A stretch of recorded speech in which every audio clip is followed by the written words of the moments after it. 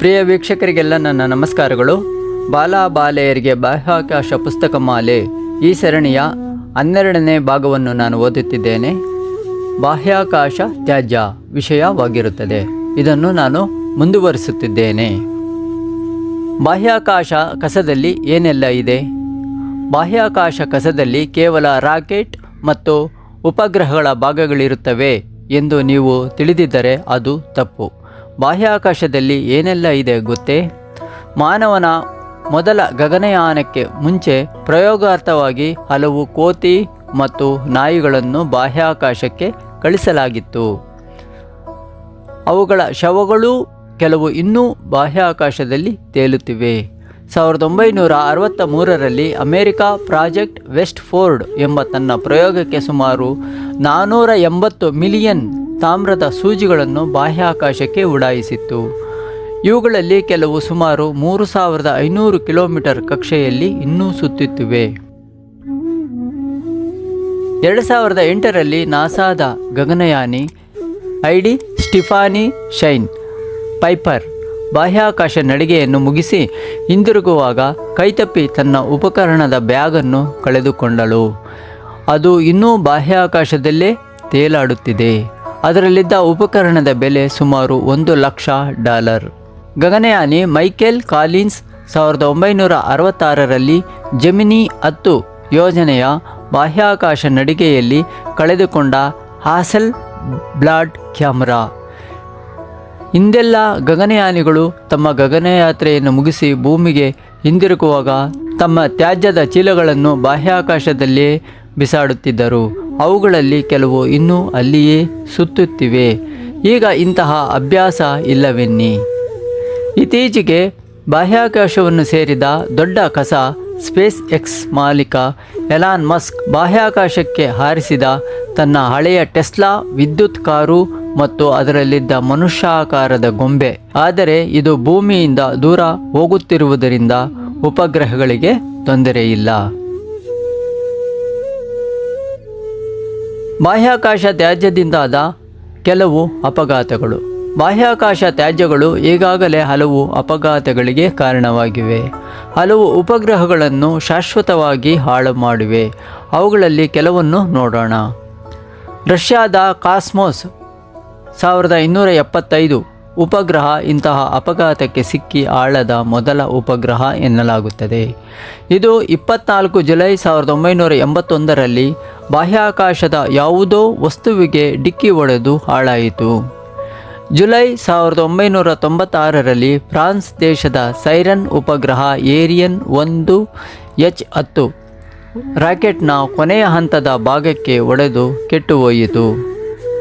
29 March 2006ರಲ್ಲಿ ರಷ್ಯಾದ express AM-11 ಎಂಬ ಸಂವಹನ ಉಪಗ್ರಹ ಹಾಳಾಯಿತು. 12 ಮಾರ್ಚ್ 2010ರಲ್ಲಿ ಆರಾ ಎಂಬ ಉಪಗ್ರಹದ ಸೌರಫಲಕಕ್ಕೆ ಒಂದು ತ್ಯಾಜ್ಯದ ತುಣುಕು ತಾಗಿ ಅದನ್ನು ಹಾಳುಗೆಡುವಿತು. 22 ಮೇ 2013ರಲ್ಲಿ ಗೋಸ್ 13 ಉಪಗ್ರಹ ಕೆಡಲು ಕೂಡ ತ್ಯಾಜ್ಯವೇ ಕಾರಣವಾಯಿತು. ನಾಸಾದ ಸ್ಪೇಸ್ ಶಟಲ್ ಚಾಲೆಂಜರ್ನ 2ನೇ ವಾಹನ STS-7ಕ್ಕೆ ಒಂದು ತ್ಯಾಜ್ಯದ ತುಣುಕು ತಾಗಿದ್ದರಿಂದ ಅದರ ಕಿಟಕಿ ಚೂರು ಚೂರಾಯಿತು. STS-59 ಕೂಡ ಇಂತಹುದೇ ಅಪಾಯ ಎದುರಿಸಬೇಕಾಯಿತು. ಬಾಹ್ಯಾಕಾಶ ತ್ಯಾಜ್ಯದ ಶುದ್ಧೀಕರಣ ಹೇಗೆ? ಬಾಹ್ಯಾಕಾಶದ ತ್ಯಾಜ್ಯವನ್ನು ಶುದ್ಧೀಕರಣ ಮಾಡುವ ಕ್ರಮಗಳನ್ನು ಮುಖ್ಯವಾಗಿ 2 ಭಾಗಗಳಾಗಿ ಮಾಡಬಹುದು. ಸ್ವಯಂ ಶುದ್ಧೀಕರಣ, ವಿಶೇಷ ಸಾಧನಗಳನ್ನು ಬಳಸಿ ಮಾಡುವ ಶುದ್ಧೀಕರಣ. ಸ್ವಯಂ ಶುದ್ಧೀಕರಣ ಈ ವಿಧಾನವನ್ನು ನಿವೃತ್ತಿಯಾಗುತ್ತಿರುವ ಕೆಲಸಗಾರನಿಗೆ ಹೋಲಿಸಬಹುದು. ತನ್ನ ಸೇವೆ ಅವಧಿ ಮುಗಿದ ಕೂಡಲೇ ಬೇರೆಯವನಿಗೆ ಅವಕಾಶ ಮಾಡಿಕೊಟ್ಟು ನಿವೃತ್ತಿಯಾಗುವ ಕೆಲಸಗಾರನಂತೆ. ಬಾಹ್ಯಾಕಾಶ ಕಸಕ್ಕೆ ಕಾರಣವಾಗಬಹುದಾದ ವಸ್ತು ತನ್ನ ಉಪಯುಕ್ತ ಜೀವನ ಮುಗಿಯುತ್ತಿದ್ದಂತೆ ತಾನಾಗಿ ಉಪಯುಕ್ತ ಕಕ್ಷೆಯಿಂದ ದೂರ ಸರಿಯುತ್ತದೆ. ಹೊಸ ಉಪಗ್ರಹಗಳಿಗೆ ಜಾಗ ಮಾಡಿಕೊಡುತ್ತದೆ. ಇದು ಹೇಗೆ ಸಾಧ್ಯ ಎಂದು ನೋಡೋಣ. ಯಾವುದೇ ಉಪಗ್ರಹವನ್ನು ವಿನ್ಯಾಸಗೊಳಿಸುವಾಗಲೇ ಅದರ ಸೇವೆಯ ಅವಧಿ ಅರ್ಥಾತ್ ಅದರ ಆಯುಷ್ಯ ಎಷ್ಟು ಎಂದು ನಿರ್ಧರಿಸಲಾಗುತ್ತದೆ. ಅದರಂತೆಯೇ ಇಂಧನವನ್ನು ತುಂಬಲಾಗುತ್ತದೆ. ಉದಾಹರಣೆಗೆ ಕೆಳಹಂತದ ಉಪಗ್ರಹಗಳ ಆಯುಷ್ಯ ಸುಮಾರು 5 ರಿಂದ 7 ವರ್ಷಗಳು. ಭೂಸ್ಥಿರ ಕಕ್ಷೆಯಲ್ಲಿರುವ ಸಂವಹನ ಉಪಗ್ರಹಗಳ ಆಯುಷ್ಯ ಸುಮಾರು 10 ರಿಂದ 15 ವರ್ಷಗಳು. ಅತ್ಯಲ್ಪ ಆಯುಷ್ಯದ ಕೆಲವು ವಿಶೇಷ ಉಪಗ್ರಹಗಳು ಇವೆ. ಸೇನಾ ಬಳಕೆಯ ಉಪಗ್ರಹಗಳು, ಸಣ್ಣ ಮತ್ತು ಅತಿ ಸಣ್ಣ ಉಪಗ್ರಹಗಳು, ಪ್ರಾಯೋಗಿಕ ಉಪಗ್ರಹಗಳು, ವಿದ್ಯಾರ್ಥಿಗಳು ನಿರ್ಮಿಸುವ ಹವ್ಯಾಸಿ ಉಪಗ್ರಹಗಳು ಇತ್ಯಾದಿ. ಇವುಗಳ ಆಯುಷ್ಯ 6 ತಿಂಗಳಿಂದ 1 ವರ್ಷ ಮಾತ್ರ. ಸ್ವಯಂ ಶುದ್ಧೀಕರಣ ವಿಧಾನದಲ್ಲಿ ಆಯುಷ್ಯ ಮುಗಿದ ನಂತರ ಉಪಗ್ರಹಗಳನ್ನು ಅವುಗಳಲ್ಲೇ ಇರುವ ನೋದಕಗಳನ್ನು ಬಳಸಿ ನಿರುಪಯುಕ್ತ ಕಕ್ಷೆಗೆ ತಳ್ಳಿಬಿಡಲಾಗುತ್ತದೆ. ನೋದಕವನ್ನು ಸಣ್ಣ ರಾಕೆಟ್ ಎನ್ನಬಹುದು. ನಿರುಪಯುಕ್ತ ಕಕ್ಷೆಗೆ ತಳ್ಳಿದ ಮೇಲೆ ಇಂತಹ ಉಪಗ್ರಹಗಳಿಂದ ಇತರ ಉಪಗ್ರಹಗಳಿಗೆ ತೊಂದರೆಯಾಗದಂತೆ ಉಪಗ್ರಹದ ಎಲ್ಲ ಉಪಕರಣಗಳನ್ನು ಆರಿಸಿಬಿಡಲಾಗುತ್ತದೆ, ಸ್ವಿಚ್ ಆಫ್. ಹೀಗೆ ತಳ್ಳಲು ಬೇಕಾಗುವಷ್ಟು ಇಂಧನವನ್ನು ಮೊದಲೇ ತುಂಬಿಸಿಡಲಾಗುತ್ತದೆ.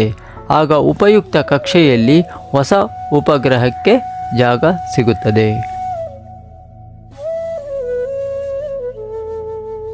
ಏನಿದು ನಿರುಪಯುಕ್ತ ಕಕ್ಷೆ?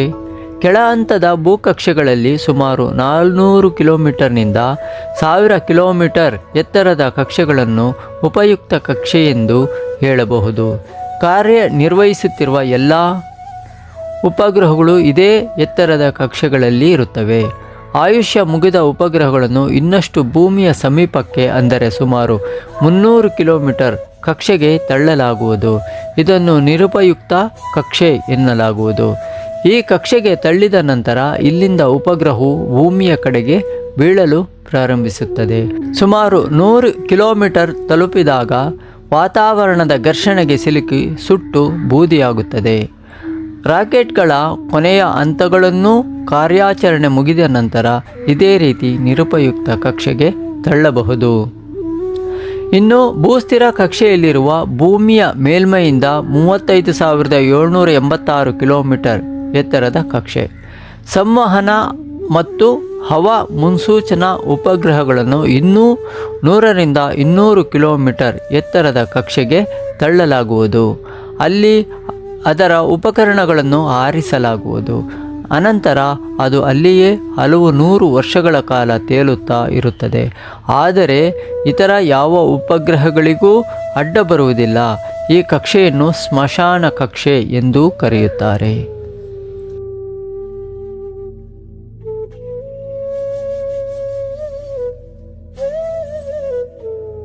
ಆಯುಷ್ಯ ಮುಗಿದ ಉಪಗ್ರಹಗಳನ್ನು ಈ ರೀತಿಯಲ್ಲಿ ನಿರುಪಯುಕ್ತ ಕಕ್ಷೆಗೆ ತಳ್ಳುವ ನಿಯಮವನ್ನು ಈಗ ಎಲ್ಲ ದೇಶಗಳು ಪಾಲಿಸಬೇಕಿದೆ.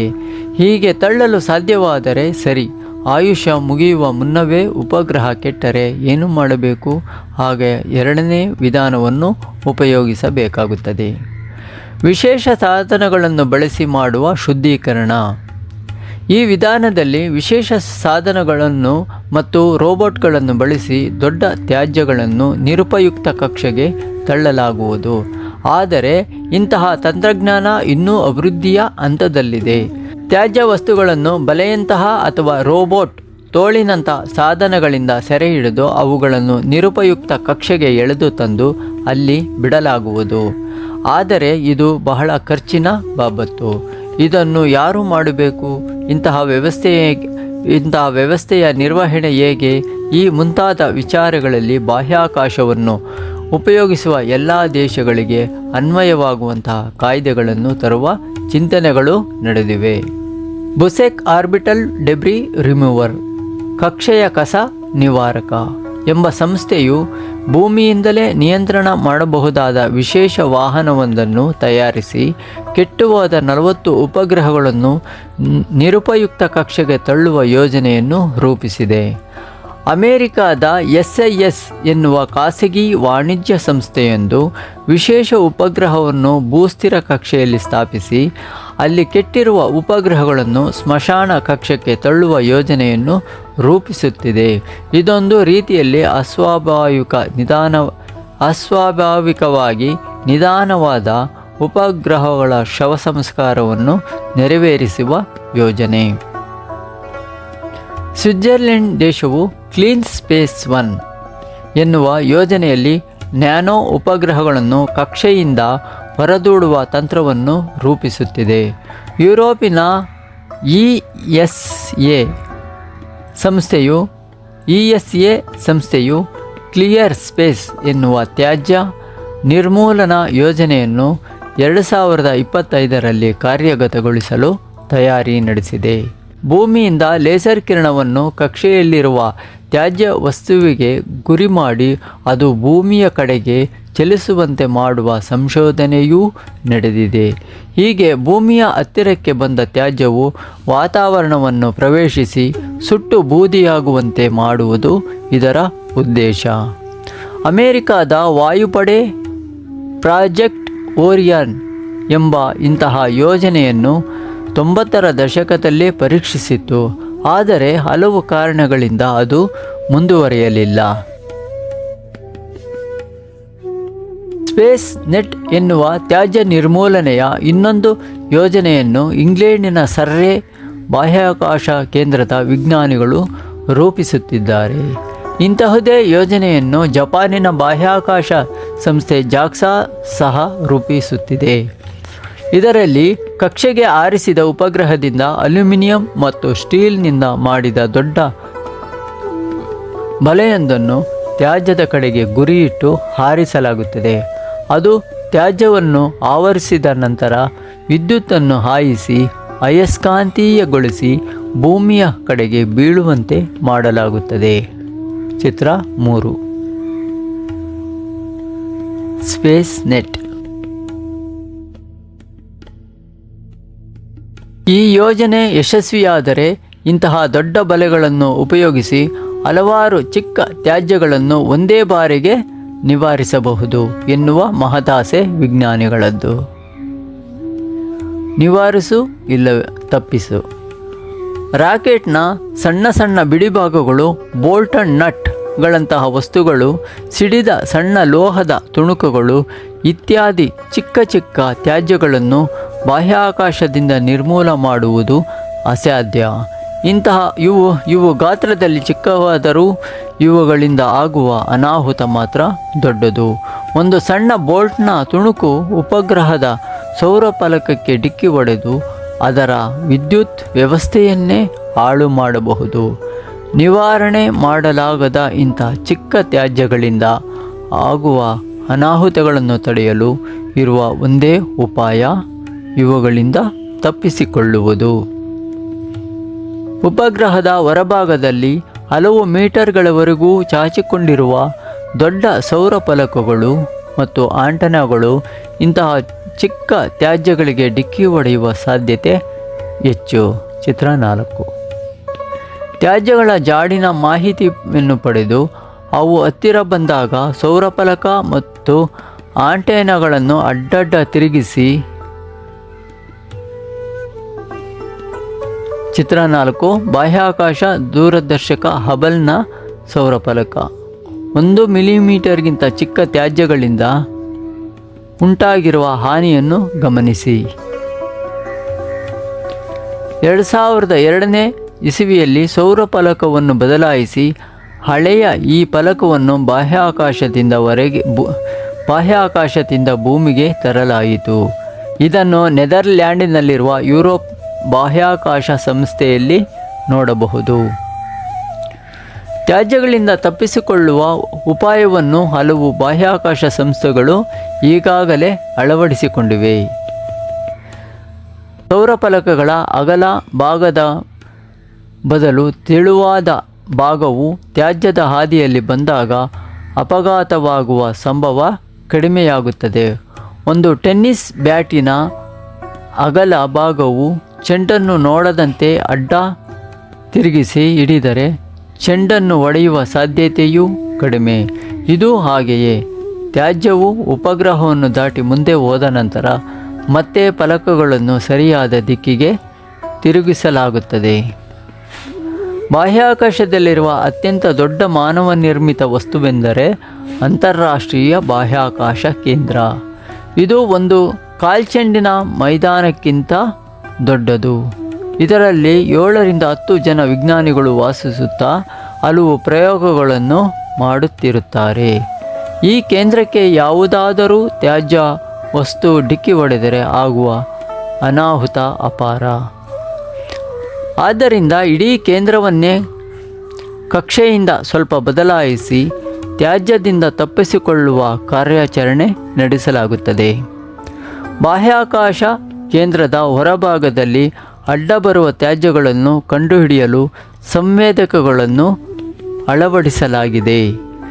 ಕೇಂದ್ರದಲ್ಲಿ ವಾಸಿಸುವ ವಿಜ್ಞಾನಿಗಳು ಅಪಾಯದಿಂದ ತಪ್ಪಿಸಿಕೊಳ್ಳಲು ವಿಶೇಷವಾದ ಭದ್ರ ಕೋಣೆಗಳನ್ನು ಮಾಡಲಾಗಿದೆ.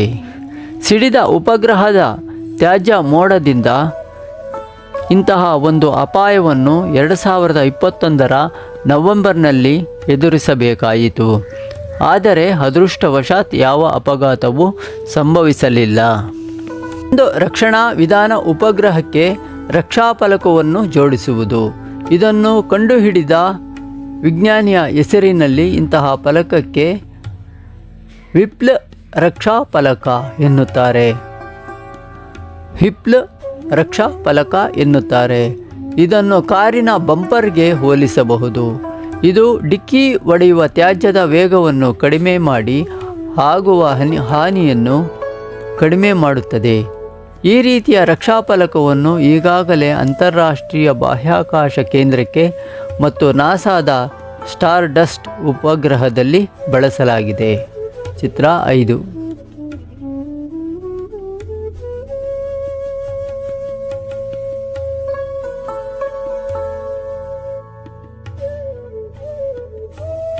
ಸ್ವಚ್ಛ ಬಾಹ್ಯಾಕಾಶ ಇಲ್ಲದಿದ್ದರೆ ವಿನಾಶ.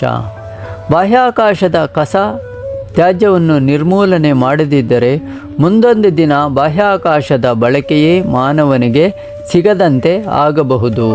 ಆಗ ಉಪಗ್ರಹಗಳ ಹಲವಾರು ಪ್ರಯೋಜನಗಳು ನಮಗೆ ದೊರೆಯದೇ ಹೋಗಬಹುದು. ಈಗಿನ ಜೀವನ ಶೈಲಿಯಲ್ಲಿ ನಮ್ಮ ದೈನಂದಿನ ಹಲವಾರು ಕೆಲಸಗಳು ನಡೆಯುತ್ತಿರುವುದೇ ಉಪಗ್ರಹ ತಂತ್ರಜ್ಞಾನದಿಂದ. ದೂರವಾಣಿ, mobile, TV, bank, internet, GPS ಒಂದೇ ಎರಡೇ. ಉಪಗ್ರಹಗಳಿಲ್ಲದ ಜೀವನವನ್ನು ಊಹೆ ಮಾಡುವುದು ಅಸಾಧ್ಯ. ಹಾಗಾಗುವುದನ್ನು ತಡೆಯಲು ಈಗಲೇ ಕಾರ್ಯಪ್ರವೃತ್ತರಾಗಬೇಕಿದೆ. 2007ರಲ್ಲಿ ಯುನೈಟೆಡ್ ನೇಷನ್ಸ್ ಬಾಹ್ಯಾಕಾಶದ ಶಾಂತಿಯುತ ಬಳಕೆಗಾಗಿ ಕೋಪಸ್ ಎನ್ನುವ ಸಮಿತಿಯನ್ನು ರಚಿಸಿದೆ. ಈ ಸಮಿತಿಯು ಬಾಹ್ಯಾಕಾಶದಲ್ಲಿ ತ್ಯಾಜ್ಯವು ಹೆಚ್ಚಾಗದಂತೆ ಎಲ್ಲ ದೇಶಗಳಿಗೂ ಅನ್ವಯವಾಗುವಂತಹ ನಿಯಮಗಳನ್ನು ರೂಪಿಸಿದೆ. ಇದರಲ್ಲಿ ಭಾರತವು ತನ್ನ ರಾಕೆಟ್ ಮತ್ತು ಉಪಗ್ರಹಗಳಲ್ಲಿ ಸ್ವಯಂ ಶುದ್ಧೀಕರಣ ವ್ಯವಸ್ಥೆಗಳನ್ನು ಅಳವಡಿಸುವ ಹಲವು ಯೋಜನೆಗಳನ್ನು ರೂಪಿಸುತ್ತಿದೆ. ಚಿತ್ರ 6. ಗ್ರಾವಿಟಿ ಸಿನಿಮಾದ ಬಾಹ್ಯಾಕಾಶ ಅಪಘಾತದ ದೃಶ್ಯ.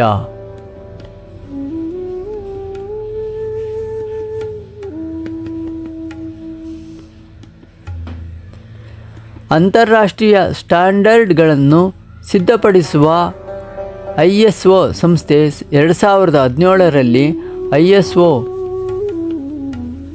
24113 ಎಂಬ ಸ್ಟ್ಯಾಂಡರ್ಡ್ಗಳ ಪಟ್ಟಿಯನ್ನು ಪ್ರಕಟಿಸಿದೆ. ಇದರಲ್ಲಿ ಬಾಹ್ಯಾಕಾಶ ತ್ಯಾಜ್ಯದ ನಿರ್ಮೂಲನೆಗೆ ಪಾಲಿಸಬೇಕಾದ ಹಲವು ನಿಯಮಗಳನ್ನು ಪಟ್ಟಿ ಮಾಡಿದೆ. ಆದರೆ ಸದ್ಯದಲ್ಲಿ ಅದು ಇನ್ನೂ ಪಾಲಿಸಲೇಬೇಕಾದ ನಿಯಮವಾಗಿ ಜಾರಿಗೆ ಬಂದಿಲ್ಲ. ಎಲ್ಲ ದೇಶಗಳು ಪಾಲ್ಗೊಳ್ಳಬೇಕಿರುವುದರಿಂದ ಇದನ್ನು ಜಾರಿಗೊಳಿಸುವುದು ಸುಲಭವೂ ಅಲ್ಲ.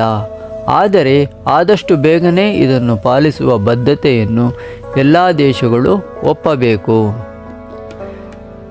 ಕೆಲ ವರ್ಷಗಳ ಹಿಂದೆ ಬಿಡುಗಡೆಯಾದ ಗ್ರಾವಿಟಿ ಎಂಬ ಸಿನಿಮಾವನ್ನು ನೀವು ನೋಡಿರಬಹುದು. ಇದರಲ್ಲಿ ಬಾಹ್ಯಾಕಾಶ ತ್ಯಾಜ್ಯವೊಂದು ಗಗನಯಾನಿಗಳಿರುವ ಕೇಂದ್ರಕ್ಕೆ ಡಿಕ್ಕಿ ಹೊಡೆದು ಆಗುವ ಅನಾಹುತಗಳನ್ನು ತೋರಿಸಲಾಗಿತ್ತು. ಬಾಹ್ಯಾಕಾಶ ಕಸವನ್ನು ನಿರ್ಮೂಲನೆ ಮಾಡಿ ಬಾಹ್ಯಾಕಾಶವನ್ನು ಸ್ವಚ್ಛವಾಗಿಡದಿದ್ದರೆ ಇದು ನಿಜವಾಗುವ ದಿನ ದೂರವಿಲ್ಲ.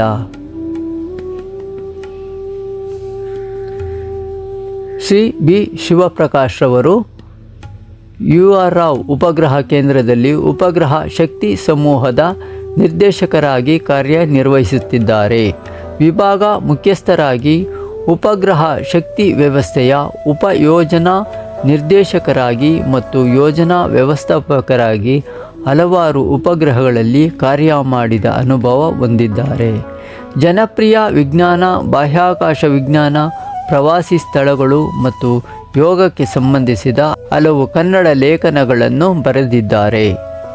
ಪ್ರಿಯ ವೀಕ್ಷಕರೇ, ಇಲ್ಲಿಗೆ 12ನೇ ಸರಣಿಕೆ ಮುಗಿಯಿತು. ವಂದನೆಗಳು.